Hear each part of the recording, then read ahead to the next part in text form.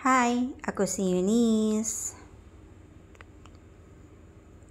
Isang live-in caregiver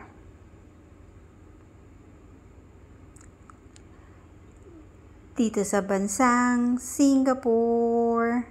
So ngayon ipapakita ko sa inyo ang mga yate dito sa Sentosa. So nandito kami ngayon sa Sentosa.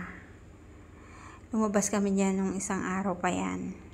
So ayan nga pala si Angel, isang caregiver din. Kasamahan ko dito sa Singapore, ka-shifting ko siya.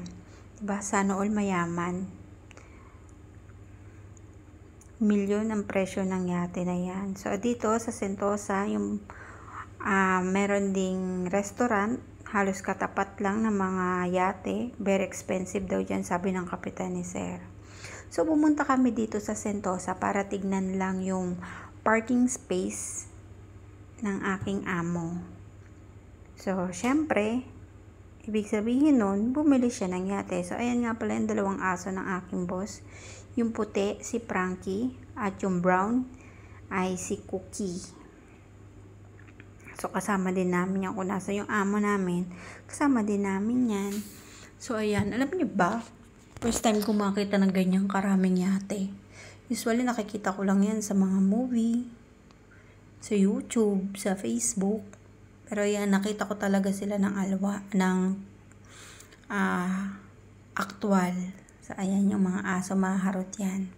Yan, may malalaking yate, may tamang lakalan ng yate. Pero syempre, hindi biro ang presyo niyan. Milyon din yan. At dollars pa ang presyo. Dollars, di ba? Ang ganda ng tignan yan. Ay, sana all talaga, 'di ba? Tapos yan, malinis yung dagat, malinis yung parkingan diyan ng mga yate. May nagme-maintenance talaga ng paglilinis diyan. So habang naglalakad kami, nakita kami ng isang aso din. Pinay din niya, pero hindi namin kakilala, kasalubong lang namin. Siyempre, pagkabayan, batiin mo. Diba? Marami din Pinay dyan. So, narating namin yan. Ang ganda ng view. Grabe.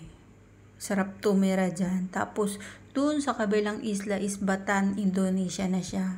Sabi ng kapitan ni Sir, mga 2 hours daw yan bago marating mo yung Batan, Indonesia. So, yun lang. Bye!